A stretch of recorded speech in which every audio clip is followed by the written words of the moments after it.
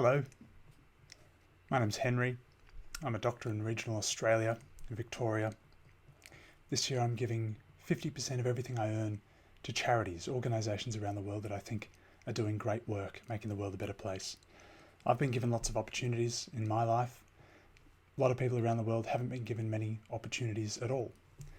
It's not very fair.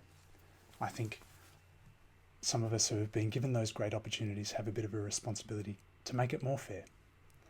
I'm coming at you live from the lands of the Yorta Yorta people. This always was and always will be Aboriginal land. This is a website I've created for this adventure. I'm calling it the Workathon. I'm not running a bake sale. I'm not running a triathlon. I'm doing what I was professionally trained to do. I think the best way for a lot of us to fundraise is just to turn working into a fundraising activity by giving a portion of what we earn to charities.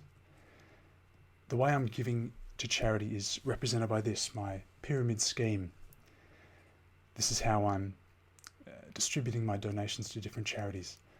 I'm giving to great charities, and then I'm giving even more to really, really great charities. And I'm deciding which charities are good and which are great and which are not worth giving to at all based on the advice of development experts around the world, based on grassroots knowledge, the knowledge of the people around the world who are experiencing problems, also based on trials around the world of different global development projects to actually test out and see what really works. And then also on crowdsourced knowledge, advice from you guys out there, whoever wants to let me know what they think I'm doing right, what I'm doing wrong. So this particular fortnight I made $5,500, which is more than anyone needs to live comfortably. So rich people should probably pay more in tax. I've given to two organisations this particular fortnight. One is Innovations for Poverty Action and the other is the Schistosomiasis Control Initiative Foundation. Now it's a bit of meta charity this fortnight, I suppose, with Innovations for Poverty Action, because this is, it's not really an organisation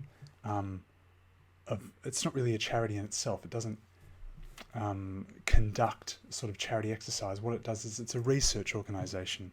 Innovations for Poverty Action was founded by a development economist, Dean Carlin, in the US, and it runs research. It runs and organises and funds research programs testing out different development projects around the world. Because you might think handing out mosquito nets to people will make their lives better. You might think that handing scholarships to young women so that they can attend high school would make the world better. It's hard to know unless you actually try these ideas out. And that's the principle behind Innovations for Poverty Action. They try out these ideas to create evidence, to get an evidence base, to tell them what projects around the world will actually improve people's lives. And then Innovations for Poverty Action uses that information not just to advise non-government organisations, because the idea of using evidence to advise, what charities, what projects different charities around the world should be engaging in. That's the idea behind effective altruism and organisations like GiveWell, which is a charity evaluator, all about using evidence to decide which charities around the world are the best for individual donors like me to give to. But that's not really what Innovations Poverty Action's mainly focused on. They're actually mainly focused on creating policy advice and then engaging with governments around the world to advise them on what projects, what policies they might be able to put in place that would really help the people those governments are looking after. And so it's about research, it's about creating policy. It's very difficult for someone like me, for a citizen of Australia, to influence the policy of a foreign government, nor should it be particularly easy for a citizen of Australia to meddle in foreign government policy. But a lot of the changes in the world can't really come about. A lot of the problems in the world can't be solved by non-government organisations. A lot of the problems in the world require systemic change at a government and a policy level.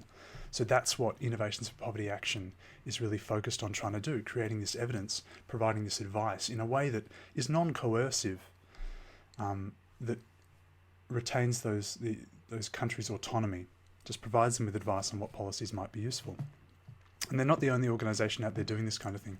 The Poverty Action Lab is another, JPAL, the Jameel Poverty Action Lab. This runs out of MIT. It was founded by Esther Duflo and Abhijit Banerjee, who are the two Nobel Prize laureates from 2019. They won the Nobel Memorial Economics Prize for their work in evidence-based development economics. And they founded JPAL, which does a very similar thing, runs trials on different development projects around the world and then uses that evidence they go to governments and they say, look, these policies are probably going to do good stuff and maybe these other policies aren't doing as well.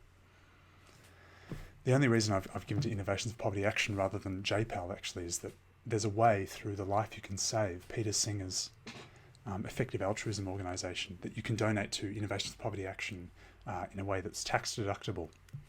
There's no way to do that for JPAL. And you might say, well, Henry, you said rich people should pay more tax. Yes, I think the law should require us to pay more tax. And as long as the law doesn't require us to pay more tax and we can do all these sketchy deductions, then we won't. And I won't either. This is a map of all of the countries that the Innovations for Poverty Action engages with the governments of. The green ones are the ones where they're actually involved in determining policies. And actually, if you look at these, a lot of them involve the involvement of JPAL as well. I think Dean Carlin, who founded the International Innovations for Poverty Action, is also heavily involved in the running of JPAL. And in the financial report, in their annual report, the executive director is called Annie Duflo. I don't know if this is a relative of Esther Duflo. Anyway, I think they're intricately linked, the two organisations. I think it's just the idea of doing research, providing evidence, and then trying to use that to advise government policies around the world, I think is a kind of incredible idea and something that I'm really happy to fund. This is the finances of Innovations for Poverty Action. They spend about 4% on fundraising, which is, not a lot. Most of their money goes to their actual research projects. And maybe that's why I've never heard of Innovations for Poverty Action really before. Maybe you haven't either. We don't hear a lot about it because maybe they're doing work instead of spending money on fundraising. One of JPAL's, so the Poverty Action Lab produces all these documents on policy insights from their research. And one of the ones you can read about is improving learning outcomes through school-based health programs. So one of their sort of category of programs that the Poverty Action Lab classifies as particularly helpful is providing sort of preventative healthcare through schools to children and through the school system. And one of those projects in particular that they deem particularly cost effective is the treatment of intestinal worms, parasitic worm infections, which are incredibly prevalent around the world. There's something like 880 million children around the world have a parasitic worm infection. It's like a quarter to a fifth of the world have parasitic worms. Now, usually they don't do a lot. They don't cause all that much trouble in most cases, but sometimes they cause kids to have anemia, developmental delays, and that can cause all sorts of downstream issues. Treating them super cheap usually requires a single tablet of a very cheap medication, 50 cents a tablet.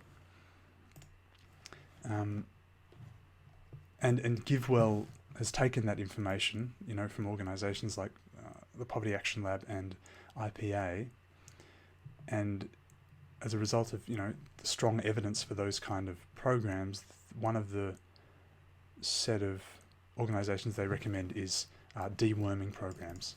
And among them is the Schistosomiasis Control Initiative Foundation, which is the other organisation I'm giving to this fortnight. So the idea is very simple. They go to schools, they basically distribute medications through the schools where kids are, where they go, and then by eliminating those worms, they're helping not just those kids that they've actually treated, but the rest of the community as well, because the parasitic worm load is lower in the entire community. So that's the principle behind the Schistosomiasis Control Initiative Foundation, which I've actually given to in a previous session as well, and which today I'm giving $762 to, which is enough to provide about 1,000 doses of deworming medication to 1,000 different kids. So look, I'm always very keen for feedback, to hear from everyone about what they think I'm doing right, what they think I'm doing wrong. So let me know. Appreciate any and all feedback. Until next time, be good.